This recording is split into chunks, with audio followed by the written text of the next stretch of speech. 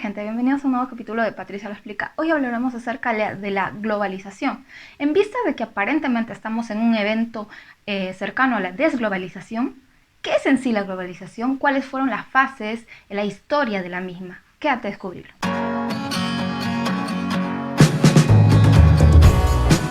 Pues bien, allá por los años 1600 o 1700, pues imagínate que pones una empresa. ¿Qué tienes que comprar o contratar? Tienes que comprar equipos, tienes que comprar materia prima y tienes que contratar gente. Ahora, estamos en 1700 y en 1700 no están desarrolladas las tecnologías suficientes como para trasladar equipos de muy lejos o trasladar materia prima de lejos. Ni siquiera tus trabajadores pueden vivir muy lejos de la fábrica, de hecho, porque se quedarían muchísimas horas caminando de un pueblo a otro. Entonces, ¿qué es lo que sucede? Que se empiezan a conformar lo que se llaman parques industriales y la gente empieza a vivir, los trabajadores empiezan a vivir cerca de las fábricas para no tener problemas con los traslados. Obviamente le comprabas a las empresas, a tus proveedores también cercanos. Entonces se producía una economía en la cual la interrelación de todos estos factores, trabajo, materiales, equipos, eran dentro del mismo pueblo. ¿Y a quiénes les vendías? Igual, era costosísimo enviarlo lejos. Imagínate el pobre hombre al que le tendrías que pagar muchísimo dinero para llevártelo, no sé, a otro país. Pues era costosísimo. Era costoso enviar tus productos, ya te digo, y era costosísimo contratar gente de fuera, no se daba. Entonces el negocio era básicamente en tu pueblo, quizás por ahí con un pueblo cercano si tenías una buena carreta. Si no, no. Entonces podemos concluir que antes de la globalización, la vida económica de los pueblos giraba en torno a los mismos pueblos. Un punto importante, los mayores avances tecnológicos se daban en los países considerados del grupo G7. Los países del G7 son los países más ricos, lo fueron durante muchísimo tiempo, y son los siguientes: Estados Unidos, Alemania, Japón, Francia, Inglaterra, Canadá e Italia. En estas potencias se desarrollaba muchísimo más la tecnología que en otros países. Si bien habían otros países como China o India que tenían una producción bastante grande, pero no estaba tan tecnificada. Entonces empieza a dar el fenómeno de la globalización, motivado por estas tres causas. En primer lugar, el costo de transportar bienes, o lo que se llama comercio tal cual. En segundo lugar, el costo de transportar ideas o comunicación. Y en tercer lugar, el costo de transportar personas o el poder verse cara a cara, face to face, ya tú sabes. Entonces llega un momento en el que se inventa a finales del siglo XVIII la máquina a vapor. Estas máquinas de vapor, junto a los ferrocarriles, se convierten en una gran oportunidad para transportar bienes.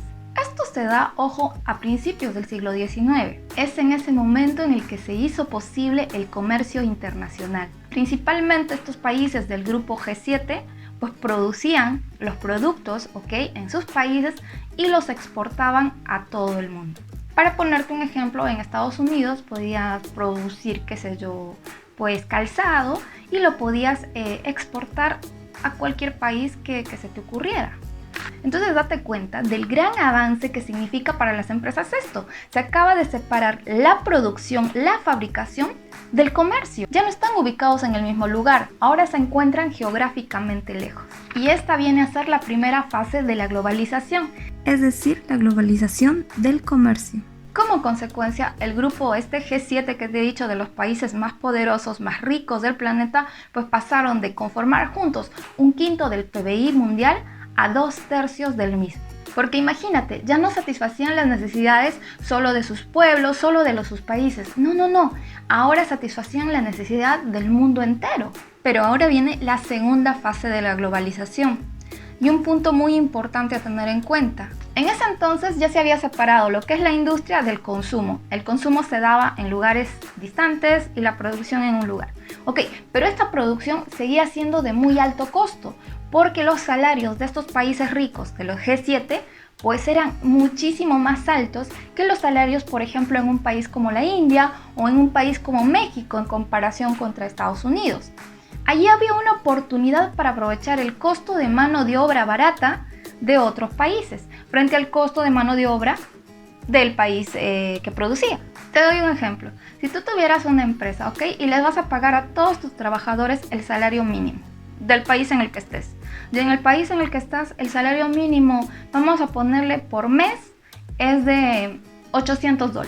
Pero otro país tiene como salario mínimo legal $200. Los costos por mano de obra se reducirían a solo un 25% de lo que estás gastando en tu país.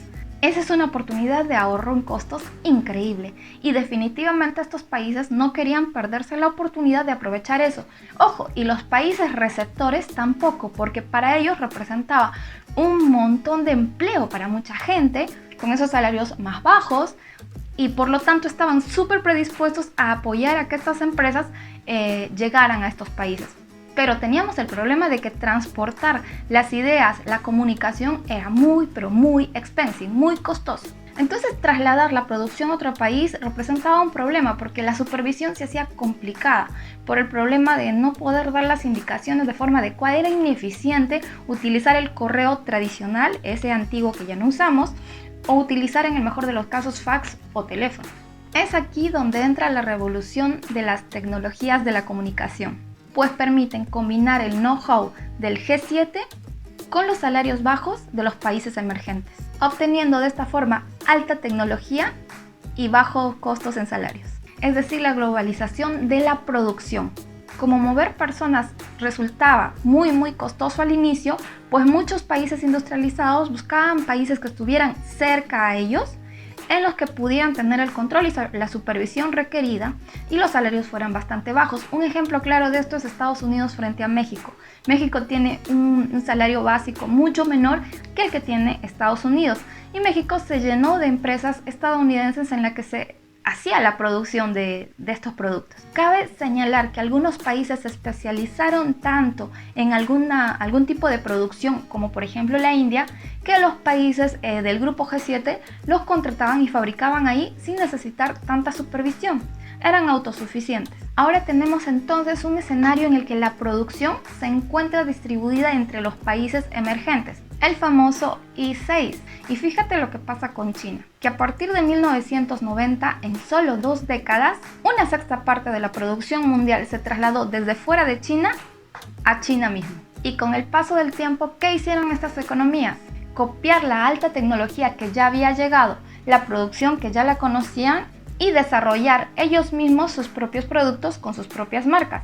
Y así tenemos cómo se han creado empresas de fábrica de autos en China, de fábrica de autos en la India, etc. Es ahí donde nos encontramos en este momento, globalizados, pero gracias al comportamiento imperfecto del mercado de salarios a nivel mundial. Ojo, esto es muy interesante, fíjate el video de monopolios, ahí explico cómo es que los mercados son perfectos e imperfectos. La imperfección del mercado motivó a esta globalización. Ya ahora nos enfrentamos a un reto muy grande. ¿Cómo vamos a enfrentar la desglobalización de los países?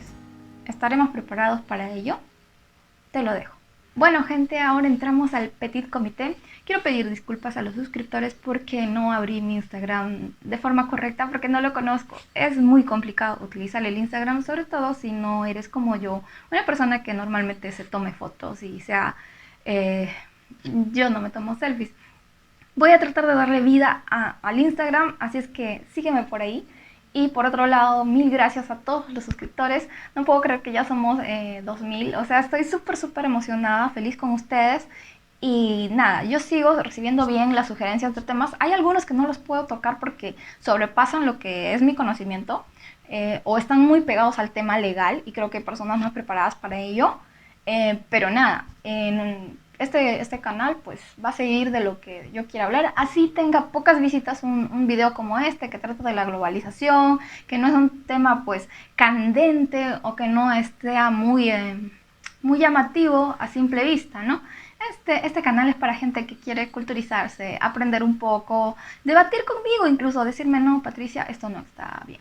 Ok, voy a dejar abajo el enlace del libro, de la bibliografía que he tomado para hacer esta pequeña explicación. Mil gracias en serio por seguirme, un abrazo a todos, no te olvides de suscribirte, por favor. Como siempre, Esta zona es solo para suscriptores. Si no te has suscrito, no puedes ver esta parte. I'm sorry. Bueno, gracias por estar ahí. Adiós.